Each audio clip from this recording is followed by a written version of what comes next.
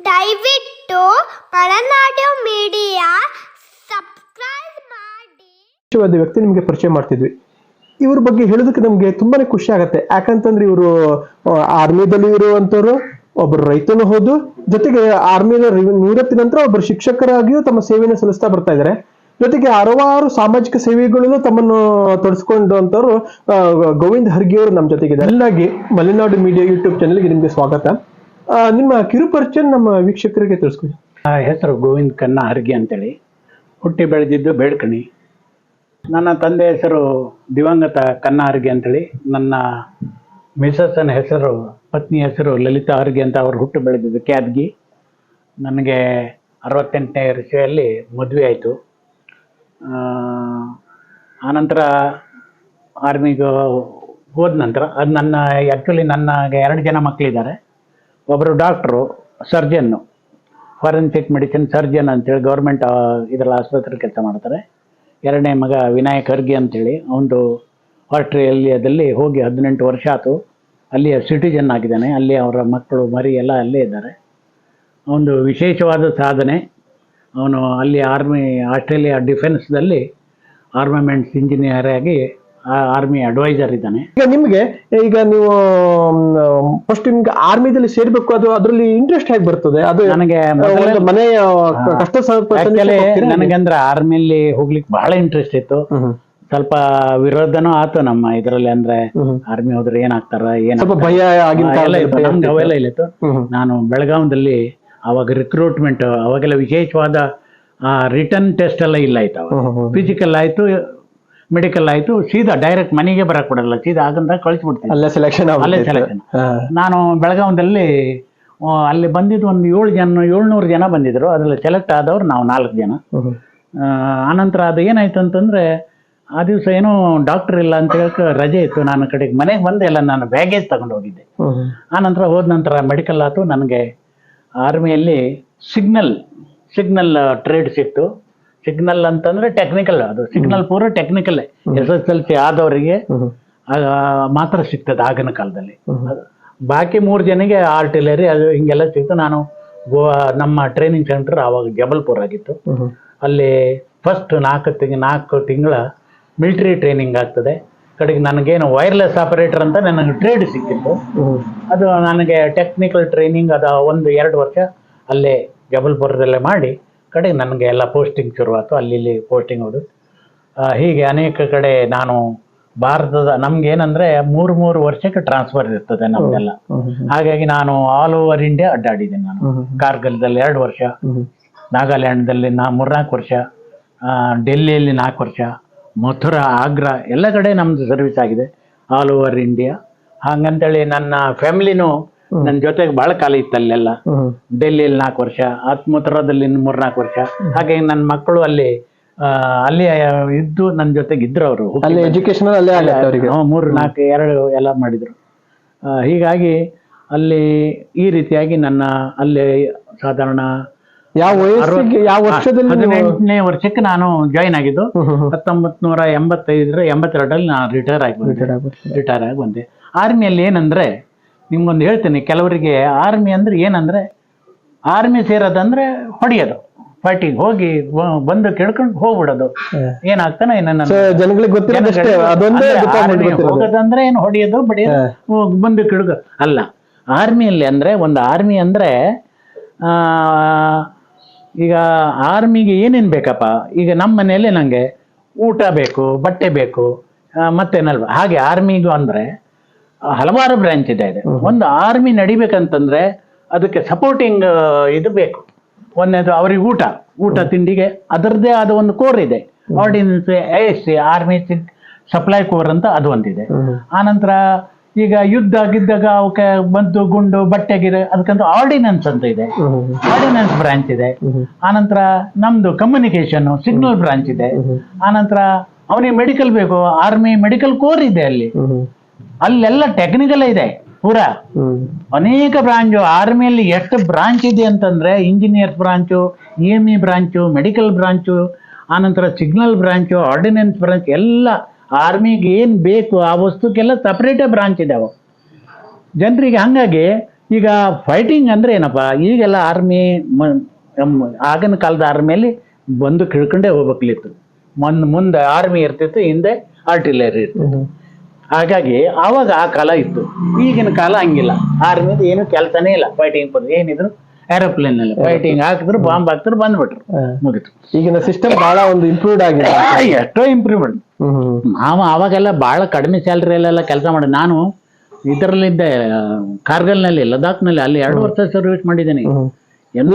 ಸಂದರ್ಭದಲ್ಲಿ ನಾನು ಇದ್ದವಾಗ ಯಾವ್ದಿಲ್ಲ ಆಯ್ತಾ, ಪೀಸ್ಫುಲ್ ಲೈಫ್ ಆಗಿತ್ತು. ನಾನು ಕಾರ್ಗಿಲ್ನಲ್ಲೇ ಇದ್ನಲ್ಲ, ಆರಾಮಾಗಿ 2 ವರ್ಷ ಜೀವನ ಮಾಡಿದ್ವಿ, ಐಷಾರಾಮಿ ಜೀವನ ಮಾಡಿ. ಅಲ್ಲಿ ಏನು ಬರ್ಪ, ಅಲ್ಲಿ ತಡ್ಕೊಳ್ಲಿಕ್ಕೆ ಆಗಲ್ಲ. ಅಲ್ಲಿ ವಾತಾವರಣ 10-15 ಫೀಟ್ ಬರ್ಪ ಬೀಳ್ತದೆ. ಬರ್ಪದಲ್ಲಿ ಜೀವನ ಮಾಡ್ಬೇಕು ನಾವು, ಬಹಳ ಕಷ್ಟ. ಎಲ್ಲ ಅಲ್ಲಿ ಸೈನಿಕ ಅದೊಂದು ಚಾಲೆಂಜ್ ಅಲ್ವಾ ಅಲ್ಲಿ ವಾತಾವರಣ. ಅಲ್ಲಿಗೆ ನಮ್ ಕಾಲದಲ್ಲಿ ಅಲ್ಲಿ ಏನಂದ್ರೆ, ಈಗ ಡಿಸೆಂಬರ್ದಿಂದ ಮಾರ್ಚ್ ತನಕ ರೋಡ್ ಕ್ಲೋಸ್ ಆಗಿರ್ತದೆ. ಪ್ಲೇನ್ ನಲ್ಲಿ ಎಲ್ಲ ಸಪ್ಲೈ ಆಗ್ತದೆ. ಅಲ್ಲಿ ಎಲ್ಲ ಪ್ಲೇನ್ ನಲ್ಲಿ ಎಲ್ಲ ಡ್ರೈ ಫ್ರೂಟ್ಸ್ ಎಲ್ಲ ಸಪ್ಲೈ ಎಲ್ಲ ಅದೇ. ಬಹಳ ಕಷ್ಟ. ಒಂದು 3 ತಿಂಗಳ ಕಳಿಯೋದಂತಂದ್ರೆ ಮನುಷ್ಯ ಬಹಳ ಕಷ್ಟ. ಕೈ ಕಾಲೆಲ್ಲ ಬಹಳ ಇದಾಗ್ತದೆ.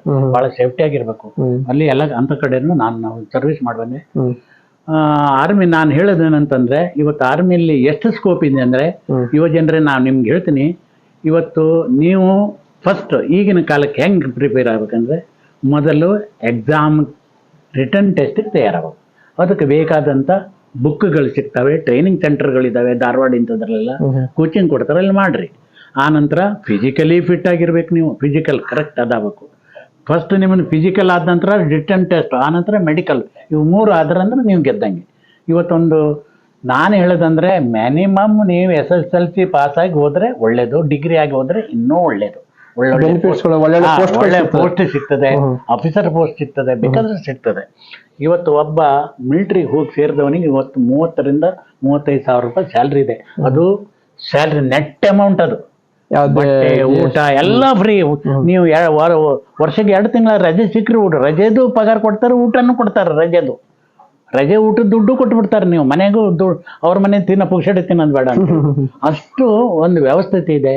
ಮತ್ತೆ ಈಗೆಲ್ಲ ಏನಂತಂದ್ರೆ, ಈಗ ನೀವು ಉದಾಹರಣೆ ಜಮ್ಮು ಕಾಶ್ಮೀರದಿದ್ರೆ ನೀವು ಟ್ರೈನಲ್ಲಿ ಬರೋ ಅವಶ್ಯಕಿಲ್ಲ, ಫ್ಲೈಟ್ ವ್ಯವಸ್ಥೆ ಮಾಡ್ತಾರೆ, ಫ್ಲೈಟ್ ನಲ್ಲಿ ಬರ್ಬೋದು.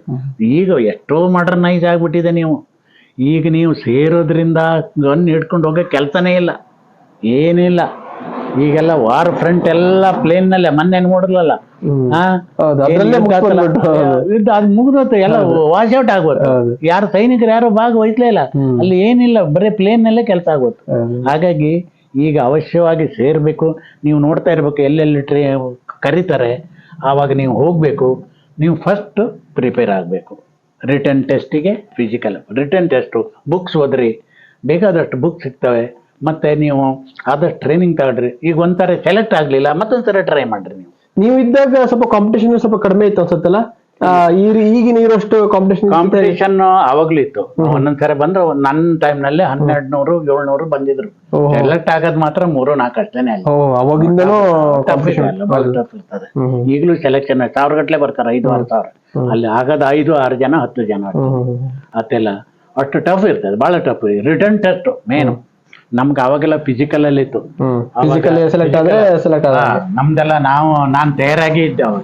ಮನೆಯಲ್ಲೆಲ್ಲ ಟ್ರೈನಿಂಗ್ ಮಾಡ್ಕೊಂಡು ಹೋಗಿದ್ದೆ, ಹೋಗಿ ಸೆಲೆಕ್ಟ್ ಆಗ್ಬಿಟ್ಟೆ ನಾನು. ಬಹಳ ಖುಷಿ ಆಗ್ಬಿಡುತ್ತೆ. ಈಗ ಆರ್ಮಿ ಅಂತ ತಕ್ಷಣ ಒಂದು ನೆನಪಿ ಬರೋದು ಅಲ್ಲಿ ಕೊಡುವಂತಹ ಟ್ರೈನಿಂಗ್ ಗಳು. ಆರ್ಮಿಯ ಜೀವನ ಹೇಳ್ತೀನಿ. ಒಬ್ಬ ಮನುಷ್ಯ ಸೆಲೆಕ್ಟ್ ಆಗಿ ಹೋದ್ನಪ್ಪ, ಅಲ್ಲೆಲ್ಲ ಆಯ್ತು, ಆರ್ಮಿ ಜೀವನ ಶುರು ಆಯ್ತು. ಅದು ಈಗ ಫಸ್ಟ್ 4 ತಿಂಗಳ ಏನು ಮಿಲಿಟರಿ ಟ್ರೈನಿಂಗ್ ಇದೆ, ಅದು ಬಹಳ ಟಫ್ ಇರ್ತದೆ, ಸಿಕ್ಕಾಪಟ್ಟೆ ಟಫ್ ಇರ್ತದೆ. ಅದು ಕೆಲವರು ಓಡ್ ಬಂದಿದ್ದು ದಾಖಲೆ ಇದೆ, ಅಷ್ಟು ಟಫ್. ಈಗಂತೂ ಇನ್ನೂ ಟಫ್ ಮಾಡಿದಾರೆ. ಅದು 4 ತಿಂಗಳ ಅವ್ನು ಗೆದ್ದ ಅಂದ್ರೆ ಗೆದ್ದ. ಭಯಂಕರ ಟಫ್ ಇರ್ತದೆ. ಬೆಳಿಗ್ಗೆ 4 ಗಂಟೆಗೆ ಇರಬೇಕು. ಆನಂತರ ಬೆಳಿಗ್ಗೆ ಫಿಸಿಕಲ್ ಓಟ ಆಯ್ತಾ, ರನ್ನಿಂಗ್ ಇರ್ತದೆ, ಫಿಸಿಕಲ್ ಟ್ರೈನಿಂಗ್ ಇರುತ್ತೆ. ಆನಂತರ ಡ್ರಿಲ್, ಆರ್ಮ್ಸ್ ಟ್ರೈನಿಂಗ್ ಇರುತ್ತೆ, ಕಡೆಗೆ ವೆಪನ್ಸ್ ಟ್ರೈನಿಂಗ್ ಇರುತ್ತೆ. ಅದೆಲ್ಲ ಮಾಡ್ತಾನೆ ಇರ್ಬೇಕು ಅವರು. ಅಷ್ಟಾದ 4 ತಿಂಗಳ ಮುಂಚೆ ಅವ್ರ ನಂತರ ಅವ್ರಿಗೆ ಏನು ಇದನ್ನ ಕೊಟ್ಟಿದ್ದಾರೆ, ಟೆಕ್ನಿಕಲ್ ಇದನ್ನ ಹುದ್ದೆ ಕೊಟ್ಟಿದ್ದಾರೆ. ಅದ್ರ ಟ್ರೈನಿಂಗ್ ಒಂದ್ 2 ವರ್ಷ ಇರ್ತದೆ. ಅವಾಗ ಏನೆಲ್ಲ ಕಾಲೇಜ್ ಇದ್ದಂಗೆ, ಕಾಲೇಜ್ ಹಂಗಂತೇಳಿ ಬೆಳಿಗ್ಗೆ ಇರೋದೇ ಅದು. ಮತ್ತೆ ಬೆಳಗ್ಗೆ ಎದ್ದು 4 ಗಂಟೆ ಆ ಇದಕ್ಕೆ ಪ್ರಾಕ್ಟೀಸ್ ಆದನಿಗೆ ಇದು ಏನೋ ಅನ್ಸಲ್ಲ ಅವಾಗ. 4 ಗಂಟೆಗೆ ಹೇಳದೆ, ಫಿಸಿಕಲ್ ಆಗದೆ, ಡ್ರಿಲ್ ಮಾಡದೆ, ಕಡೆಗೆ ಅದಕ್ಕೆ ಹೋಗೋದು. ಇನ್ನೂ ಒಂದೊಂದೇನು ನಿಮ್ಮ ಅಲ್ಲಿ ಎಲ್ಲ ಕ್ಲೀನಿಂಗ್ ಅನ್ನು ನೀವೇ ಮಾಡ್ಕೊಳ್ಬೇಕು. ಬೇರೆ ಕ್ಲೀನ್ ಮಾಡ್ಬೇಕು, ಯಾರು ಇರಲ್ಲ ಅಲ್ಲಿ. ಬೆಳಗ್ಗೆ ಎದ್ದ ಕೂಡಲೇ ನಿಮ್ಮ ಸ್ವಚ್ಛತೆ ಮಾಡ್ಬೇಕು, ಬೇರೆಕ್ಕೆಲ್ಲ ಗುಡಿಸ್ಬೇಕು, ತಮ್ಮ ಬೆಡ್ ಅನ್ನೆಲ್ಲ ಅಪ್ ಟು ಡೇಟ್ ಆಗಿಡ್ಬೇಕು. ಇವೆಲ್ಲ ಇರ್ತದೆ. ಮತ್ತೆ ಪ್ರತಿ ತಿಂಗಳ ಮೆಡಿಕಲ್ ಟೆಸ್ಟ್ ಇರ್ತದೆ, ಅಲ್ಲಿ ಆಸ್ಪತ್ರೆಗೆ ಕರ್ಕೊಂಡು ಹೋಗ್ತಾರೆ, ಇವೆಲ್ಲ ಇರ್ತದೆ. ಹಾಗಾಗಿ ಅಲ್ಲೇ ಫಿಸಿಕಲಿ ಕರೆಕ್ಟ್ ಇರ್ಬೇಕು. ಬೆಳಿಗ್ಗೆ ಹೇಳದೆ ಇವೆಲ್ಲ ಟಾಸ್ಕ್ ಮಾರದೆ. ಒಂದು ಸಾರ ನಿಮ್ಗೊಂದು ಸಿಕ್ಬಿಡ್ತು, ಒಂದ್ ಸಾರ ಕಡೆ ಪೋಸ್ಟಿಂಗ್ ಆಯ್ತು ಬೇರೆ ಕಡೆ, ನಿಮ್ಮ ಇದನ್ನ ಮಾಡಿದ ನಂತರ ಅಲ್ಲಿ ಅವ್ರು ಇದ್ರ ತಕ್ಕಂಗೆ ನಡ್ಕೊಂಡು ಹೋಗುದು. ಈಗ ಇನ್ಫೆಂಟ್ರಿ ಸೇರಿದ್ರೆ ಏನಂತಂದ್ರೆ ಒಂದೇ ಕಡೆ ಇರೋದು ಅದು ಇನ್ಫೆಂಟ್ರಿ. ಆ ಇನ್ಫೆಂಟ್ರಿ ಡಿವಿಷನ್ ಮೂವ್ ಆದ್ರೆ ಅವ್ರ ಸಂಗಡನೆ ಹೋಗೋದು. ಈಗ ಆರ್ಟಿಲರಿ ಅವರೆಲ್ಲ ಒಂದೇ ಕಡೆ. ನಮ್ದು ಹಂಗಿಲ್ಲ, ಟೆಕ್ನಿಕಲ್ ಹಂಗಿಲ್ಲ. 3 ವರ್ಷ ಕಡೆ ಬೇರೆ ಬೇರೆ ಕಡೆ ಚೇಂಜಸ್. ಅವ್ರದ್ದು ಹಂಗಿಲ್ಲ, ಬಾಕಿ ಕಡೆ ಹಂಗಿಲ್ಲ. ಈಗ ಆರ್ಮಿ ನಾ ಹೇಳಿದೆ ಮೆಡಿಕಲ್ ಕೋರು, ಆರ್ಮಿ ಸಪ್ಲಾ, ಅವೆಲ್ಲ ಹಂಗಿಲ್ಲ, ಚೇಂಜಸ್ ಇರ್ತಾವೆ. ಇವತ್ತು ಈ ಕಡೆಯಿಂದ ಮತ್ತೊಂದು ಕಡೆ ಟ್ರಾನ್ಸ್ಫರ್. ಆದ್ರೆ ಇನ್ಫೆಂಟ್ರಿ, ಆರ್ಟಿಲರಿ ಇವೆಲ್ಲ ಏನಿದೆ ಒಂದು ಕಡೆ ಹೋಗಿ ನಿಂತ ಮೇಲೆ ಮುಗೀತು. ಅವರಲ್ಲೇ ನನಗೆ 83 ವರ್ಷ ಇದೆ ನಡೀತಾ ಇದೆ. ಏನೋ ಆರ್ಮಿ ಒಂದು ವರ್ಕ್ನಿಂದ ಏನೋ ಜನರು ನೋಡಿ ನಂಗೆ ಈಗಲೂ ನಗೆ ಪಾಟಲ್ ಮಾಡ್ತಾರೆ, ಸುಳ್ಳು ಹೇಳ್ತಾರೆ ಮಾಟ್ರು. 83 ಸುಳ್ಳು ಹೇಳ್ತೀರಿ ಅಂತಾರೆ. ಎಲ್ಲ ಬಹಳ ಕಡೆ ಆಗಿದೆ. ನಮ್ಮ ಇಲ್ಲೊಬ್ರು CPI ಬಂದಿರೋ ಅವ್ರಿಗೆ ಒಂಥರ ಹಾರ್ಟ್ ಫೇಲ್ ಆದಂಗ ಆಗಿತ್ತು. ಅದು ನನ್ನ ಏಜ್ ಹೇಳಕ್ ಹೋಗಿ, ನಾನೀಗೆಲ್ಲ ಹೇಳಕ್ ಹೋಗೋದಲ್ಲ. ಅದು ಬಹಳ ಕಡೆ ಆಗಿದೆ, ಅದು ನಮ್ಮ ಅನೇಕ ಕಡೆ ಆಗ್ಬಿಟ್ಟೈತೆ. ಅದು ಒಂಥರ ಗಾಬರಿ, ಹೌದನಾ ಸರ್ ಅಂತ. ಇಲ್ಲ, ಸತ್ಯ ಸಂಗತಿನೇ ಅದು. ನನ್ನ ಡೇಟ್ ಆಫ್ ಬರ್ತ್ ಬರ್ತಾ ಇದೆ. ನೀವೀಗ ಆರ್ಮಿನಿಂದ ರಿಟೈರ್ಡ್ ಆಗಿ ಬರ್ತೀರಾ, ನಂತರದಲ್ಲಿ ನಿಮ್ಮ ಜೀವನ ಹೇಗಿರುತ್ತೆ? ನಾನು ಆರ್ಮಿಯಿಂದ ರಿಟೈರ್ ಆಗಿ ಬಂದ್ಮೇಲೆ ನನಗೆ ಬಹಳ ಇಂಟ್ರೆಸ್ಟ್ ಅಂತಂದ್ರೆ ಬಹಳ ಕಡೆ ಪೋಸ್ಟ್ ಬಂತು ನನಗೆ ಆರ್ಮಿಯಿಂದ ಬಂದ್ಮೇಲೆ. ಆದ್ರೆ ನನಗೆ ಮಾಸ್ಟರ್ ಆಗ್ಬೇಕು, ಶಿಕ್ಷಕನಾಗ್ಬೇಕು ಅಂತ ಬಹಳ ಉಮೇದಿತ್ತು. ನನ್ನ ಸುಧವಯ್ಯನ 82ರಲ್ಲಿ ಆವಾಗ ಒಂದು ಗೆಜೆಟ್ ಆರ್ಡರ್ ಇತ್ತು. SC ST ಮತ್ತು ಮಾಜಿ ಸೈನಿಕರಿಗೆ TCH ಇಲ್ದಾಗಿದ್ರು ಟೀಚರ್ ಪೋಸ್ಟ್ ಸಿಗೋದು ಅಂತ ಆಯ್ತು. ಅದು ನಮ್ಮ ಇದು ಆಯ್ತು. ಅದು 82ರಲ್ಲಿ 82 ಬಂದ 85ರಲ್ಲಿ ನನಗೆ ಕಾಲ್ ಫಾರ್ ಮಾಡಿದ್ರು. ಕಾರವಾರದಿಂದ ನಾನು ಒಬ್ಬನೇ ಸೆಲೆಕ್ಟ್ ಆಗಿದ್ದು. ಬಂದರು ಬಹಳ ಜನ ಬಂದರು, ಆರ್ಮಿಯಿಂದ ಬಂದವು 3 ಜನ, ನಾ ಸೆಲೆಕ್ಟ್. ಅವಾಗ ಇಂಟರ್ವ್ಯೂ ಇತ್ತಲ್ಲ ಅವಾಗ ಕಾರವಾರದಲ್ಲಿ. ಅವಾಗೆಲ್ಲ ಇಂಟರ್ವ್ಯೂ ಪ್ರಶ್ನೆ ಕೇಳೋರು. ಅವಾಗೆಲ್ಲ ರಿಟರ್ನ್ ಪರ್ಸೆಂಟ್ ಏನಿಲ್ಲ ಸೆಲೆಕ್ಷನ್ಗೆ. ಹೆಂಗಿದೆ, ನಾನು ಸ್ವಲ್ಪ ನಮ್ಮ ಮಕ್ಕಳಿಗೆ ಪಾಠ ಹೇಳಿದಕ್ಕಾಗಿ ಆ ಶಿಕ್ಷಕರದ ಕೆಲವು ಪ್ರಶ್ನೆ ಕೇಳಿದ್ರು, ಉತ್ತರ ಕೊಟ್ಟೆ. ನಾನೇ ನಂಬರ್ 1 ಪೋಸ್ಟ್ ಆಯ್ತು, ಸೆಲೆಕ್ಟ್ ಆಗೋದು. ಅದು ನಮ್ಮ ಗ್ರಾಚಾರ. ಅಲ್ಲಿ ಒಂದು ದೊಡ್ಡ ಸಮಸ್ಯೆ ಶುರುವಾಯ್ತು ನನಗೆ. ಧಾರವಾಡದಿಂದನೂ 15 ಜನ ಸೆಲೆಕ್ಟ್ ಆದ್ರು ಮಾಜಿ ಸೈನಿಕರು, ಅವ್ರಿಗೆ ಆರ್ಡರ್ ಆಯ್ತು. ಆದ್ರೆ ನನಗೆ ಕಾರವಾರದ DDP ಸತ್ಯಪ್ರಕಾಶ್ ಆರ್ಡರ್ ಕೊಡ್ಲಿಲ್ಲ ನಾನು. ಯಾಕಂದ್ರೆ ನಿಮ್ಗೆ TCH ಆಗಿಲ್ಲ, ಕೊಡಕ್ ಬರೋದಿಲ್ಲ ನಿಮ್ಗೆ ಅಂತಂದ್ರು. ಅಂದ್ರೆ ನಾನು ಇದನ್ನ ಅವಶ್ಯವಾಗಿ ಹೇಳ್ಬೇಕಾಗಿದೆ. ಕೆಲವರು ತಮ್ಮ ಹಕ್ಕನ್ನ ಪಡಿಲಿಕ್ಕೆ ಅಡ್ಡದಾರಿ ಹಿಡಿಬಾರ್ದು, ಹೋರಾಟ ಮಾಡ್ಬೇಕು. ಅದಕ್ಕೆ ನಾನು ಒಂದು ಉದಾಹರಣೆ ಹೇಳ್ತೇನೆ. ನನಗೆ ಕೊಡ್ಲಿಲ್ಲ, ಅವರು ಆರ್ಡರ್ ಹಾಕ್ಲಿಲ್ಲ. ಯಾಕೆ ಆರ್ಡರ್ ಹಾಕಿದ್ರೆ, ಇಲ್ಲ ನಿಮ್ಗೆ TCH ಆಗಿಲ್ಲ, ಕೊಡ್ಲಿಕ್ಕೆ ಬರೋದಿಲ್ಲ ನಿಮ್ಗೆ. ನಾನು ಜನವರಿಯಲ್ಲಿ ಸೆಲೆಕ್ಟ್ ಆದ್ರೆ ಏಪ್ರಿಲ್ ಆಯ್ತು, ಮೇಲ ಧಾರವಾಡದಲ್ಲಿ. ಅದರಲ್ಲಿ ಏನಾಯ್ತು, ಧಾರವಾಡದಲ್ಲಿ ಸೆಲೆಕ್ಟ್ ಆದರೂ ಒಟ್ಟು ಜಾಯ್ನ್ ಆಗಿಬಿಟ್ಟಿದ್ದಾರೆ. ಜಾಯ್ನ್ ನನಗೆ ಕೊಡಕ್ ಎಲ್ಲಿಗೆ ಹೋಯ್ತಪ್ಪ ಅಂತಂದ್ರೆ ಕಾನೂನು ಹೋರಾಟ ಶುರುವಾಯ್ತು ನಂದು. ಆವಾಗ ನಾನು DDP ಬರೋದಿಲ್ಲ ಅಂದ್ಕೊಳ್ಳೆ ನಾನೇನು ಮಾಡಿದೆ, ಫಸ್ಟು ಇದಕ್ಕೆ ಹೋದೆ, ಹೈಯರ್ ಲೆವೆಲ್ಲಿಗೆ ಮಾಡಿದೆ. ಎಲ್ಲಿ ತನಕ ಅಂತಂದ್ರೆ ಕೆಲವು MLAಗಳನ್ನೆಲ್ಲ ಹಿಡಿದೆ, ಹಿಂಗಾಗಿದೆ ನಂದು. ಅದು ಎಲ್ಲಿತ್ತಂತ ರಾಜ್ಯಪಾಲರಿಗೆ ಒಂದು ಲೆಟರ್ ಬರ್ದೆ ನಾನು. ಧಾರವಾಡ DDP ಲಂಚ ತಗೊಂಡು 14 ಜನ ಅಪಾಯಿಂಟ್ಮೆಂಟ್ ಕೊಟ್ಟಿದ್ದಾನೆ. ಅವ್ ಮಾಡಿ ಲಂಚ ತಗೊಂಡು ಮಾಡಿರ್ಬೋದು, ಅಥವಾ ಕಾರವಾರದ DDP ನನ್ನ ಹತ್ರ ಲಂಚ ಕೇಳ್ತಾ ಇರ್ಬೋದು. ಇದು ಯಾವ್ದಂತ ಡಿಸೈಡ್ ಮಾಡ್ರಿ ಅಂತಂದು. ಇಲ್ಲಾಂದ್ರೆ ಅವ್ರ ಆರ್ಡರ್ ಕ್ಯಾನ್ಸಲ್ ಆಗ್ಲೇ. ಅವ್ರು 6 ತಿಂಗಳ ಸರ್ವಿಸ್ ಮಾಡ್ಬಿಟ್ಟಾರೆ. ರಾಜ್ಯಪಾಲರು ಒಂದು ಲೆಟರ್ ಬರೆದ್ರು DDPಗೆ, ನೀನು ನೌಕರಿ ಉಳಿಸ್ಕೋಬೇಕಂದ್ರೆ ಅವ್ರಿಗೆ ತಕ್ಷಣ ಆರ್ಡರ್ ಹಾಕು. ನನಗೆ ಜುಲೈ 6ನೇ ತಾರೀಕಿಗೆ ಅಲ್ಲಿಂದ ಪ್ರೆಷರ್ ಬಂದ ತಕ್ಷಣ ನಿಮ್ಗೆ ರಾಷ್ಟ್ರಪತಿ ಸ್ಟ್ರಿಕ್ಟ್ ಆಗಿ ಆರ್ಡರ್ ಮಾಡಿದ್ರು, ಇಲ್ಲ ಅಂದ್ರೆ ನಿನ್ ನೌಕರಿ ಆ ಮನುಷ್ಯ ತೆಗಿತಾನೆ ನಿಂದು. ಆವಾಗ ನನಗೆ ಆರ್ಡರ್ ಬಂತು, ಪನಿಷ್ಮೆಂಟ್ ಆರ್ಡರ್. ಹಳಿಯಾಳದ ದೇಶಪಾಂಡೆ ಊರಾದಂತ ಮುರ್ಕವಾಡ್ ದೊಡ್ಡ ಕೊಪ್ಪಕ್ಕೆ ಹಾಕಿದ್ರೆ ಪನಿಷ್ಮೆಂಟ್ ಫಸ್ಟ್ ಅಪಾಯಿಂಟ್ಮೆಂಟ್. ಅಂದ್ರೇನು, ಅದು ಹೆಂಗಿದೆ ಅಂದ್ರೆ ಅಲ್ಲಿ ಯಾವ ಮಾಟ್ರೆ ಹೋಗೋದಿಲ್ಲ, ಎಲ್ಲ ಉಡೋಗ್ಬಿಡ್ತಿದ್ರು. ಅದು ಒಂದು ಹಳ್ಳ ಗಿಳ್ಳ ದಾಟ ಅತಿ ಹಿಂದುಳಿದ ಶಾಲೆ ಆಗಿತ್ತು. ಅಲ್ಲಿ ಹೋಗಿ ಎಂಥದಾಗಲಿ ನಾನು ಫಸ್ಟ್ ಆವಾಗ ಕ್ಷೇತ್ರ ಬೇರೆ ಇವು ಅಂತೇನೋ ಇರ್ತಿದ್ರು, ಅಲ್ಲಿ ಹೋಗಿದ್ವಿ. ಗುರುಮೂರ್ತಿ ಅಂತ ಇದ್ರು, ಅವ್ರು ನೋಡಿದ್ರು, ಈ ಶಾಲೆಗೆ ಯೋಗ್ಯ ಮನುಷ್ಯನೇ ಕಳ್ಸ್ಯಾರ ಬಂದಾನೆ, ಈ ಮನುಷ್ಯ ಆ ಊರು ರಿಪೇರಿ ಮಾಡ್ತಾನೆ ಕರೆಕ್ಟಾಗಿ ಅಂತ ಹೋದೆ ನಾನು. ನಾನು ಹೋದೆ, ತಲೆ ಕೆಟ್ಟೋತು. ಆವಾಗ ನದಿ ನೀರು ಕೊಳ್ಳೆ ತಲೆ ಮೇಲೆ ಇದ್ದು ಅದನ್ನ ಹೊತ್ಕೊಂಡು ಹೋಗಿ ಹೊಳೆ ದಾಟಿ ಆ ಶಾಲೆಗೆ ಹೋದ ಯುದ್ಧದಲ್ಲಿ ಅದು ಹೆಂಗೈತಿ ಊರಂದ್ರೆ ಅವ್ರಿಗೆ ಭಾಷೆನೇ ಬರಕಲ್ಲ, ಕನ್ನಡ ಮರಾಠಿ ತುಲಾ ಮಲ ಕಾಯ್ ಅಂತ. ಅದು ಪುಣ್ಯಕ್ಕೆ ನನ್ನ ನಸೀಬಕ್ಕೆ ಅಲ್ಲಿ ಶಾಲೆಗೆ ತಾಗೆ ಒಂದು ರೂಮ್ ಕಡಿಸಿಟ್ಟಿದ್ರು, ಅದೊಂದು ಬಚಾವತ್. ಅಲ್ಲಿ ಮಕ್ಕಳಿಗೆಲ್ಲ ಬರ್ಲಿಕ್ಕೆ ಇರ್ತಿದ್ದೆ, ನಾನು ಒಬ್ಬನೇ ಬೇಜಾರಾಗದಲ್ಲ. ರಾತ್ರಿ ಟ್ಯೂಷನ್ 6 ಗಂಟೆ ಪಾಡಿಕಿಲ್ಲ ಬರ್ಬೇಕು ತಗೊಂಡು ಶಾಲೆ ಒಳಗೆ. ಆವಾಗ ಮಾಡ್ತಾ ಹೋದೆ. ಮತ್ತಲ್ಲಿ ಆ ಭಾಷೆಯನ್ನು ಸರಿ ಮಾಡ್ಬೇಕಲ್ಲ. ನಾವೊಂದು ಸ್ಟ್ರಿಕ್ಟ್ ಆರ್ಡರ್ ಮಾಡಿದ್ರೆ ಪಾಟಿ ಚೀಲ ಹಾಕಿದ ಮೇಲೆ ಮರಾಠಿ ಮಾತಾಡಂಗಿಲ್ಲ, ಕನ್ನಡನೇ ಮಾತಾಡ್ಬೇಕು. ಇಲ್ಲಾಂದ್ರೆ ನೋಡುವ ನನ್ನ ಮಿಲಿಟರಿ ಭಾಷೆನೇ ಹೋಗ್ಬೇಕು, ಜಾಡಿಸಿ ಓದಿತೇನೆ ನೋಡ್ರಿ. ಬರ್ತಿದ್ರು, ಎಲ್ಲ ಆಯ್ತು. ಶಾಲೆಯಲ್ಲಿ ಕರೆಂಟ್ ಇಲ್ಲ ಆಯ್ತು. KEB ಭೇಟಿಯಾಗಿ ನಮ್ಮ ಶಾಲೆ ಕರೆಂಟ್ ಹಾಕ್ಸ್ದೆ, ಲೈಟ್ ಹಾಕ್ಸ್ದೆ, ಎಲ್ಲ ಮಾಡ್ತಾ ಹೋದೆ. ಹಂಗೆ ಸರ್ಪ್ರೈಸ್ ಆಗಿ ಸಂಜೆ 6 ಗಂಟೆ ಕ್ಲಾಸ್ ಮಾಡಿದ್ದು. ಅಸಿಸ್ಟೆಂಟ್ ಕಮಿಷನರ್ ಬಂದ್ಬಿಟ್ಟಿದ್ದಾರೆ ಚೆಕ್ ಮಾಡಕ್, ಚೆಕ್ ಮಾಡ್ಲಿಕ್ಕೆ ಬಂದಿದ್ದಾರೆ. ಅಂದ್ರೆ ಯಾರೋ ಕೇಳ್ಕೊಂಡಿರ್ಬೋದು. ಬಂದು ನೋಡಿದ್ರು ಎಲ್ಲ, ಏನ್ರಿ ಇಂಥ ಪುಣ್ಯಾತ್ಮನ್ ನಿಮ್ಮ ಶಾಲೆಗೆ ಬಂದಿದ್ದಾರೆ, ನೀವೇ ಧನ್ಯರು.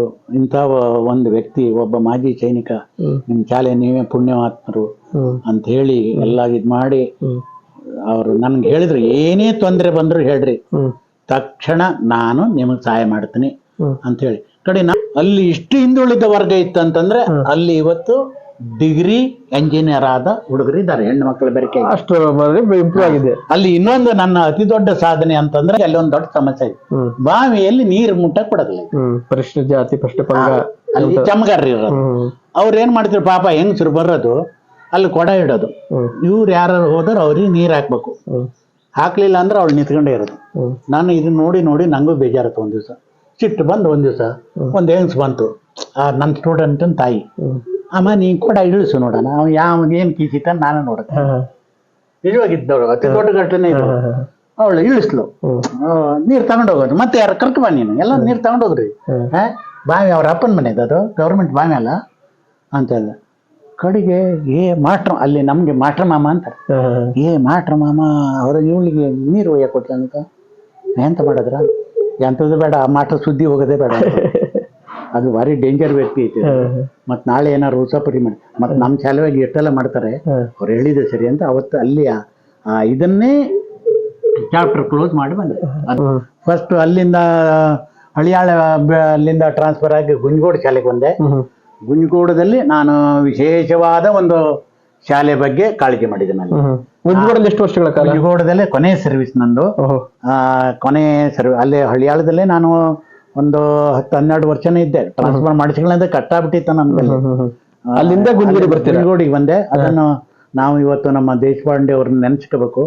ಷಣ್ಮುಖಗೌಡ್ರು ಇವತ್ತಿಲ್ಲ, ಅವರು ಅವರೇ ನನ್ನನ್ನ ಟ್ರಾನ್ಸ್ಫರ್ ಮಾಡಿದ್ರು. ನಾನು ಇಲ್ಲ ಇರ್ಲಿ, ಅವ್ರ ಪಾಪ ಇಷ್ಟು ಮಾಡಿದ್ದಾರೆ, ಅವ್ರನ್ನ ಬಿಡ್ರೆ ಊರವರು ನೀವು ಹೇಳ್ತೀರಿ. ನನ್ನ ಟ್ರಾನ್ಸ್ಫರ್ ಆದ ದಿವಸ ಇಡೀ ಊರು ಬಂದು ಹಳ್ಳಿ ಕಿಡಿತು. ಗೊತ್ತಿಲ್ಲದೆ ನಾನು ಟ್ರಾನ್ಸ್ಫರ್ ತಗೊಂಡ್ ಬಂದಿದೆ. ಬಹಳ ಬೇಜಾರಾಯ್ತು. ಅಲ್ಲಿ ಅಲ್ಲಿ ಲೋಕಲ್ ರೈತರೆಲ್ಲ ನನ್ನನ್ನು ಬಹಳ ಪ್ರೀತಿ ಮಾಡ್ತಿದ್ರು. ಮಾಸ್ಟರ್ ಮಾಮ ಅಂತ ಅವರು ಇದ್ರೆ 10 ಊರು ಉದ್ಧಾರ ಆಗ್ತದೆ ಅಂತ ಹೇಳ್ತಿದ್ರು. ಅಲ್ಲಿಂದ ಗುಂಜಗೋಡ್ ಬಂದೆ. ಗುಂಜಗೋಡದಲ್ಲಿ ಆಗನ ನಾನು ಮಾಡಿದ ಸಾಧನೆ ಇವತ್ತು ಗುಂಜಗೋಡ್ನಲ್ಲಿ ಅತಿ ಹೆಚ್ಚಾದ ಅಭಿವೃದ್ಧಿ ಮಾಡಿದ್ದೀನಿ ನಾನು. ಅಭಿವೃದ್ಧಿ ಅಂತಂದ್ರೆ ಇವತ್ತು ಗುಂಜಗೋಡಿಗೆ ಹೋದ್ರೆ ಬ್ರಾಹ್ಮಿನ್ಸ್ ಎಲ್ಲ ಹೇಳ್ತಾರೆ, ನಾನು ಅಲ್ಲಿ ಯಾವ ರೀತಿ ಶಾಲೆಯನ್ನು ಮಾಡಿದ್ದೇನೆ ಅಂತಂದ್ರೆ, ಮಕ್ಕಳನ್ನ ನನ್ನ ಮಕ್ಕಳಂತಾನೆ ನೋಡಿದೆ. ಅದರಲ್ಲಿ ವಿಶೇಷವಾಗಿ ಅರ್ಜೆಂಟ್ ಮಕ್ಕಳ ಬಗ್ಗೆ ವಿಶೇಷ ಕಾಳಜಿ ವಹಿಸಿ ಅಲ್ಲಿ ಗೋಲ್ಡನ್ ಜುಬ್ಲಿ ಸ್ವರ್ಣ ಮಹೋತ್ಸವ ಎಲ್ಲ ಮಾಡಿದ್ವಿ. ನಮ್ಮ ಅತಿ ಆಗಿನ BO ಅವ್ರು ಬಹಳ ನಾರಾಯಣಗೌಡ್ರು ಅಂತಿದ್ರು, ನನ್ನನ್ನು ಬಹಳ ಪ್ರೀತಿ ಮಾಡ್ತಿದ್ರು. ಹರಿಗೆ ಅವ್ರಂತ ಇತರ 10 ಶಾಲೆ ಉದ್ಧಾರ ಆಗ್ತದೆ ಅಂತೇಳಿ ಗುಂಜಗೋಡ ಶಾಲೆ ಅತಿಯಾದ ಅಭಿವೃದ್ಧಿ ಮಾಡಿದ್ದು ಗುಂಜಗೋಡ ಶಾಲೆ.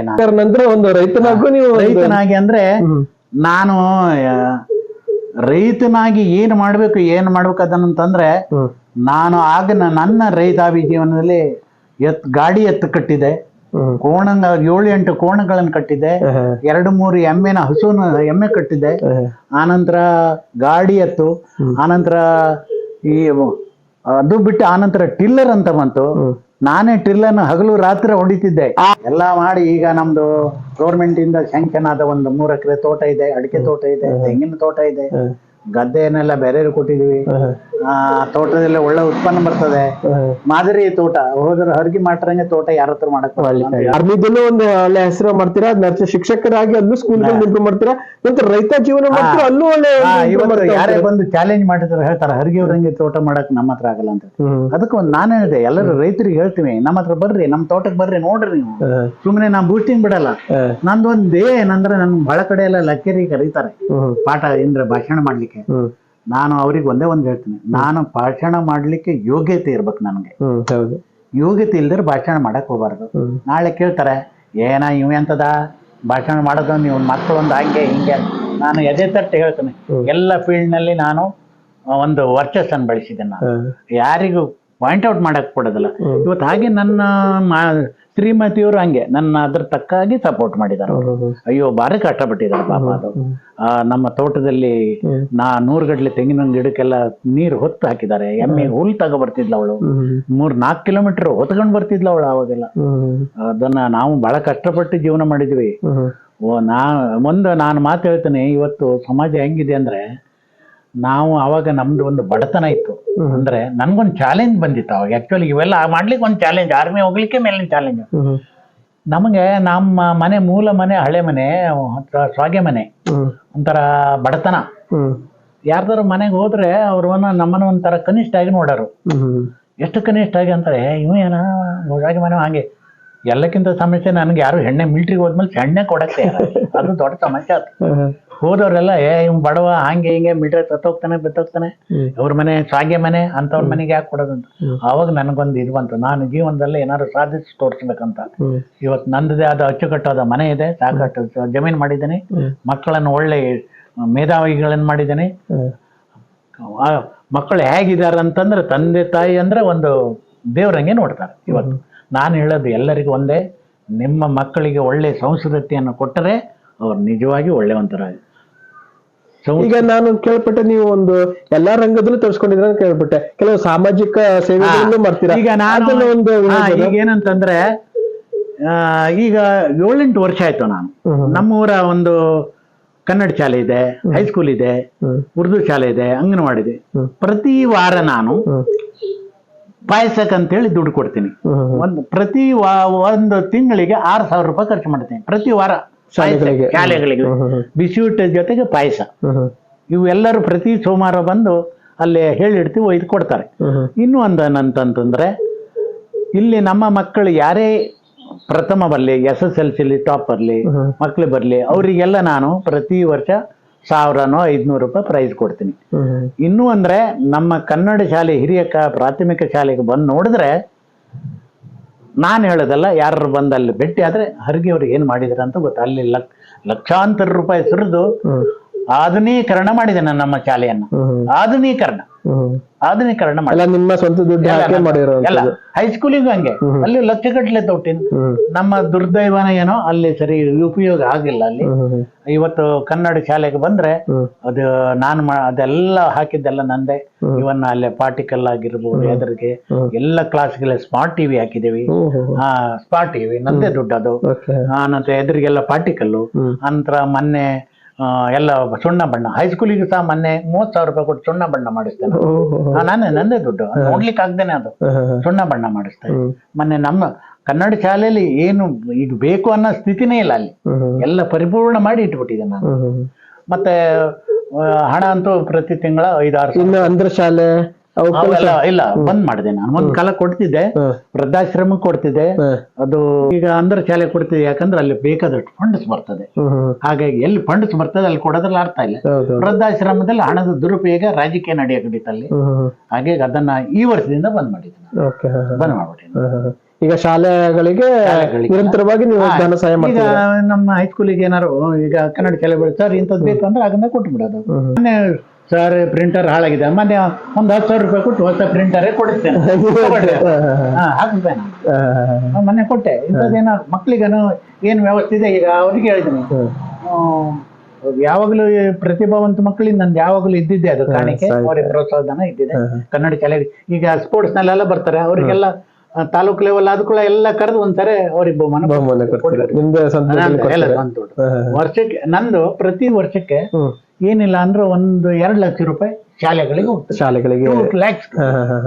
ಇದು 5-6 ವರ್ಷ ಆಯ್ತು, ಈಗಿಂದಲ್ಲ 5-6 ವರ್ಷ ಆಯ್ತು, ಬಹಳ ವರ್ಷದಿಂದ. ಸಂಜೆಗೆ ಬಂದು ಮನೇಲಿದ್ದೆ, ಎಲ್ಲ ಬಂದರು ಶಿಕ್ಷಕರದ್ದು ಸಂಘದವರು. ಏನು ಸರ್ ನಾಳೆ ನೀವು ಬರಬೇಕು, ಏನೋ ಒಂದು ಇಂಪಾರ್ಟೆಂಟ್ ಐತಿ ನಿಮ್ಗೆ ಅಂತ. ನನ್ಗೆ ಗೊತ್ತಿಲ್ಲ, ಹೋದೆ ನಾನು. ಹೋದೆ ಕೂತು ನಾನು ನೋಡೋದಲ್ಲ, APJ ಅಬ್ದುಲ್ ಕಲಾಂ ನ್ಯಾಷನಲ್ ರಾಷ್ಟ್ರೀಯ ಪ್ರಶಸ್ತಿ ಕೊಟ್ಟಿದ್ದಾರೆ. ನನಗೆ ಗೊತ್ತೇ ಇಲ್ಲ. ನನಗೆ ಸರ್ಪ್ರೈಸ್ ಆಗಿ ಕರ್ಕೊಂಡು ಕೊಟ್ಟರು. ಪ್ರಶಸ್ತಿಗಳು ಸುಮಾರು ಬಂದಿರ್ತದೆ ಹಂಗೆ ಅವರು. ನನ್ಗೆ ಗೊತ್ತೇ ಇಲ್ಲ. ಯಾಕೆ ಸರ್ ನಾನು ಅಂತದೇನು, ಅಯ್ಯೋ ನೀವು ಸಮಾಜಕ್ಕೆ ಎಂತ ಕಾಣಿಕೆ ಕೊಡ್ತಾ ಇದ್ರಿ, ನಿಮ್ಮನ್ನ ನಾವು ನೋಡದೆ ಮತ್ತೆ ಯಾರಿಗೆ ನೋಡೋದು ಅಂತ. ಅನೇಕ ಪ್ರಶಸ್ತಿಗಳು ಬಂದಿದೆ. ಆನಂತರ ಭುವನಗಿರಿಯಲ್ಲಿ ಬ್ರಾಹ್ಮಣ ಸಮಾಜ ಅತಿ ದೊಡ್ಡ ಪ್ರಶಸ್ತಿಯಲ್ಲಿ ಬಹಳ ಕರೆದು ಕೊಟ್ಟಿದ್ದಾರೆ. ಬ್ರಾಹ್ಮಿನ್ಸ್ ಅಲ್ಲಿ ದೊಡ್ಡ ಫಂಕ್ಷನ್ ಇಟ್ಟಿದ್ರಲ್ಲಿ ನಮ್ಮ ಮನೆಯವರಿಗೆ, ನನ್ಗೆ ಈ ಎಲ್ಲ ತಾಲೂಕು ಆಫೀಸರ್ಸ್ ಅಷ್ಟರು ಬಂದಿದ್ರಲ್ಲಿ. ಅವ್ರಿಗೆ ಅವ್ರು ಹಿಂಗಿದಾರ, ಅವ್ರು ಹಂಗೇನೆ ಯಾರ ಹತ್ರ ಹೇಳ್ಕೊಳ್ಳಲ್ಲ ಅವರು ಹಂಗೇನೆ ಅಂತ. ಬಹಳ ಪ್ರಶಸ್ತಿಯನ್ನು ಕೊಟ್ಟಿದ್ದಾರೆ. ಅದರಲ್ಲಿ 2 ಮಾತಿಲ್ಲ, ನಮ್ಗೆ ಅದ್ರ ತಕ್ಕ ಗೌರವನೂ ಕೊಟ್ಟಿದ್ದಾರೆ. ಹಂಗಂತ ನಾ ಎಲ್ಲಿ ಹೇಳ್ಕೊಳಕ್ ಹೋಗುದಿಲ್ಲ. ನಮ್ಮನ್ನು ನೋಡಿ ಕೊಟ್ಟಿರ್ಬೋದು. ನಾನು ನನಗೆ ಒಂದ್ಸಾರಿ ಹೀಗೆ ಬಂತು, ಶಿಕ್ಷಣ ಇಲಾಖೆಯಿಂದ ನೀವು ಒಂದು ಅರ್ಜಿ ಕೊಡ್ರಿ, ರಾಷ್ಟ್ರ ಇದು ಕರ್ನಾಟಕ ಇದ್ರ ಶಿಕ್ಷಣ ಪ್ರಶಸ್ತಿ ನೋಡ್ರಿ. ನಾನು ಅರ್ಜಿ ಕೊಟ್ಕೊಂಡೆಲ್ಲ ತಗೊಳ್ಳೋದಿಲ್ಲ. ಅದಾಗೆ ಬಂದ್ರೆ ಸರಿ, ಅರ್ಜಿ ಕೊಟ್ಕೊಂಡಂತ ದೂರ ಅದು ಇದು ನನಗ್ ಬಂದಿಲ್ಲ ಅಂತ ಹೊರಗೆ ತಿಳಿದು ಕೊಟ್ರೆ ಆ ಮಾತು ಬೇರೆ. ನಾವು ಮಲೆನಾಡು ಮೀಡಿಯಾದ ಯೂಟ್ಯೂಬ್ ಚಾನೆಲ್ನವರು ಒಬ್ಬ ಸೈನಿಕರನ್ನ ಸಂದರ್ಶನ ಮಾಡ್ಬೇಕು, ಅವ್ರ ಜೀವನ ಹೇಗಿರುತ್ತೆ ಅನ್ನೋದು ಕೇಳ್ಕೊಂಡು ಅಂತ ಬಂದು ಇವ್ರನ್ನ ಕೇಳಿದಾಗ ಇವರು ಒಂದು ಖುಷಿ ಪಟ್ಟು ತಮ್ಮ ಸಂದರ್ಶನ ಹಿಡಿದು ಒಪ್ಕೊಂಡ್ರು. ಅವಾಗ ನಮ್ಗೆಲ್ಲ ತಿಳಿತಾ ಇತ್ತು, ಇವರು ಬರೀ ಒಂದು ಶಿಕ್ಷಕ, ಒಂದು ಸೈನಿಕರಲ್ಲದೆ ಶಿಕ್ಷಕರ ಹತ್ರ ಇರ್ಬೋದು, ರೈತರು ಇರ್ಬೋದು, ಸಾಮಾಜಿಕ ಎಲ್ಲಾ ಗುಣಗಳು ಹೊಂದಿರುವಂತದ್ದವ್ರನ್ನ ಸಂದರ್ಶನ ಮಾಡಿದ್ದು ನಿಜವಾಗ್ಲೂ ಒಂದು ನಮ್ಗೆ ಭಾಗ್ಯ ಅಂತ ಹೇಳ್ಬೋದು. ಇಷ್ಟೊತ್ತು ನಿಮ್ಮ ಸಂಪೂರ್ಣ ಮಾಹಿತಿ ನೋಡಿದ್ದಕ್ಕೆ ನಿಮ್ಗೆ ನಾವು ಧನ್ಯವಾದಗಳು. ನಾನು ತಮ್ಮ ಮಲ್ನಾಡ ಇವರಿಗೆ ತುಂಬಾ ತುಂಬಾ ಧನ್ಯವಾದಗಳು. ಏನೋ ನನ್ನ ಜೀವನದ ಒಂದು ಇದನ್ನ ನಾನು ಹೇಳಿದ್ದೀನಿ. ಯಾಕಂದ್ರೆ ನಾನು ಯಾರಿಗೂ ತೋರಿಸ್ಕೊಳ್ಳೋದಿಲ್ಲ ಅಥವಾ ನಾನು ಪ್ರಚಾರಕ್ಕಾಗಿ ಏನು ಮಾಡ್ಕೊಳ್ಳೋದಿಲ್ಲ.